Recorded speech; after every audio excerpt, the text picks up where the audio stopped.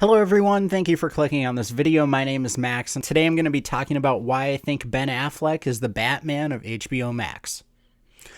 Alright, so for those of you who have been following the Restore the Snyderverse movement, or Ben Affleck's Batman in general, I think we're all aware that Michael Keaton is coming back in the Flash movie. Ben Affleck's future as Batman in the DCEU is questionable at best. And it really seems like they're pointing to writing out Ben Affleck in terms of the film side of the DCEU. Now, this honestly isn't a huge surprise with what they're doing regarding the Batman, and also if Michael Keaton sticks around, or possibly, other Batmen in the future. I don't think it's any surprise why they would write out Ben Affleck in terms of those two things, but I know Ben is still a huge fan favorite when it comes to Batman, especially in the DCEU. I think Michael Keaton might work for the story of The Flash, but I don't think he's necessarily going to be as brutal or as out there as Ben Affleck's Batman has, assuming Michael Keaton even suits up. Now, I think all of this is going to really kind of give fans what they want, even if it initially doesn't seem like that. And we know the Batgirl movie is going to be on HBO Max. J.K. Simmons is rumored to be returning as Commissioner Gordon, and that only means that it's set in the DCEU or some multiversal aspect of the DCEU. And at this point, the heads at DC have said that everything in the DCEU is essentially connected. Every single property DC has ever put out is intertwined, and there's really not like one main Earth or one Earth that's better than the other. And especially with Flashpoint coming up, we know that things will get scrambled a little bit. So the idea of a multiverse is really just kind of pick and choose what you want at the time. They've said the Batman's on Earth 2. They said Joker's on another Earth. So there's really not any dynamic of power in terms of which characters are more important, but more which characters they want to use. And that brings me to where I see Ben Affleck fitting into all of this. And I really do think he will be the Batman of HBO Max. And I already covered why I think he's not going to be in the films, but why I think he will work on HBO Max is because they really can do whatever they want with the character. Something I see a lot of fans really liking is how brutal that Batman is.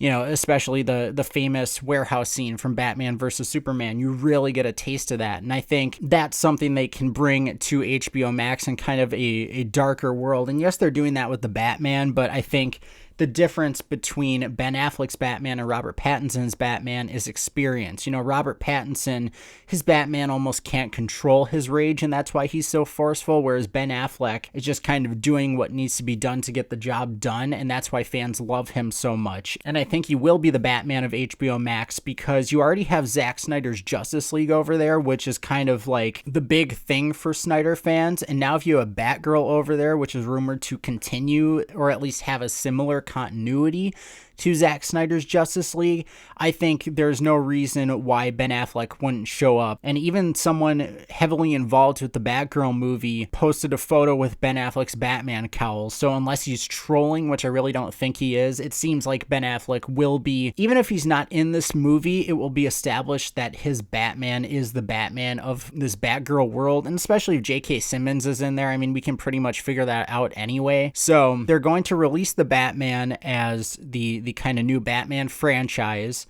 They're going to have Michael Keaton be the Batman of the DCEU on film, and I think he'll just be kind of a background Batman, similar to what Batman is in Batman Beyond. He's kind of the guy at the chair with his dog in the Batcave. I think that's what Michael Keaton's Batman is going to essentially be, and then Ben Affleck's Batman, they're going to bring onto HBO Max because he can be the more brutal iteration of the character. They can really do anything with him, and I think that's part of the reason why they're bringing the Batgirl movie to HBO Max.